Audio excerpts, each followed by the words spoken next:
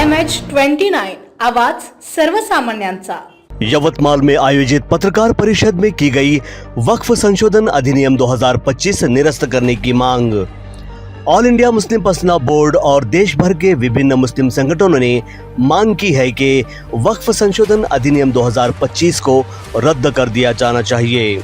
स्थानीय होटल पलाश में तहफ़्फ़ुज़ औक़ाफ़ कमेटी मुस्लिम personal board जिला यवतमाल द्वारा आयोजित एक प्रेस कॉन्फ्रेंस में all India Muslim personal board के सचिव मौलाना उमरैन महफूज रहमानी ने भूमिका स्पष्ट की कि 1995 का मूल वक्फ अधिनियम को ही बनाए रखा जाना चाहिए।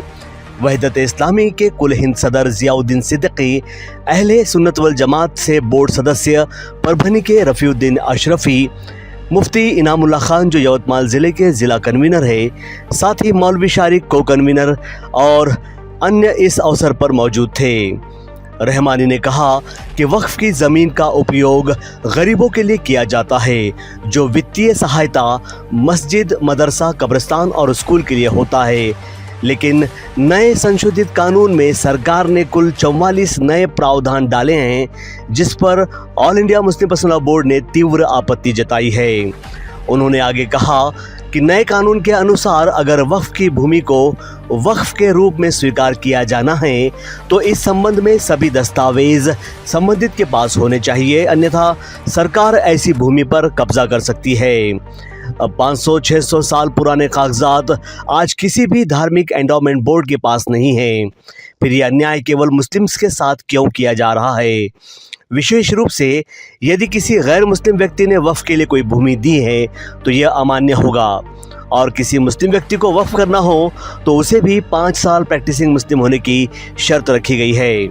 इसके अलावा नए कानून के अनुसार लिमिटेशन एक्ट वक्फ संस्थानों में लागू होने जा रहा है। इसलिए 12 साल से अधिक समय तक यदि कोई वक्फ भूमि पर अतिक्रमण कर चुका है तो इस संशोधित कानून के अनुसार उस एनक्रोचर को उस ज़मीन का मालिकाना हक दे दिया जाएगा, जबकि अतिक्रमण हटाकर वक्फ बोर्ड को अधिक मजबूत बनाने की आवश्यकता है। उमरैन रहमानी ने आलोचना की कि ये अन्यायकारक है।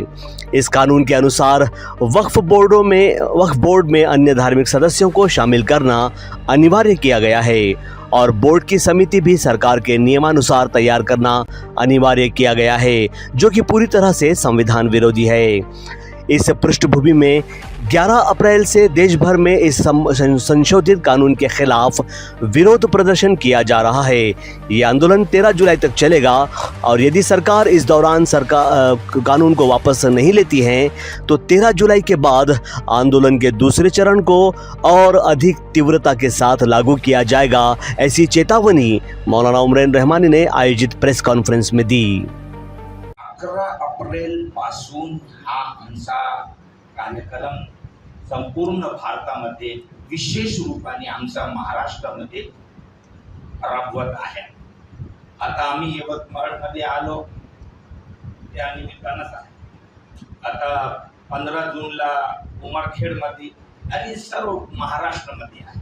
13 जुलै म्हणजे शेवटचे नाही, पहिला टप्पा आम्ही असा 11 अप्रैल पासून 13 जुलै पर्यंत ठरवलेला आहे। जर हा काळामध्ये आमचे आंदोलन बघित सरकारने काही माघार घेतला तर धन्यवाद, जर माघार घेतला नाही तर आमच्या बोर्डासमोर ते नंतर आम्ही 13च्या नंतर दिल्लीला आम्ही जमा होणार आहोत 13 जुलैला, आणि नंतर आम्ही तिथं बसून सर्व समाजीय, सर्व पक्षीय आणि जितके आमचे मुसलमान समाजामध्ये जे तुकडी असते ते सुद्धा तिथं येणार आहे, आणि बसून नेमकं 13 जुलैच्या नंतर आम्हाला काय करायचं आहे, कोणत्या पाऊल आम्हाला घ्यायचं आहे, कडक आम्हाला निश्चितपणे ती आम्ही करून दाखवू। 13 जुलै पर्यंत आमचा कार्यक्रम आहे ते आम्ही राबवत आहोत। 13 नंतर तिथंच आम्ही डिक्लेअर करू, नंतर तुमच्या प्रश्न वो वक्त हो जाती है। इसको अच्छी तरह समझ लीजिए कि अगर किसी दूसरे की प्रॉपर्टी पर कोई कब्जा करता है और उसको वक्फ कहता है, ये इस्लाम के लिहाज से सरासर गलत है। वक्फ अपनी प्रॉपर्टी को अल्लाह के नाम पर, ईश्वर के नाम पर दान करने का नाम है। किसी दूसरे की प्रॉपर्टी हो या सरकार की कोई ज़मीन हो, गवर्नमेंट की कोई प्रॉपर्टी हो, वो वक्फ नहीं हो सकती।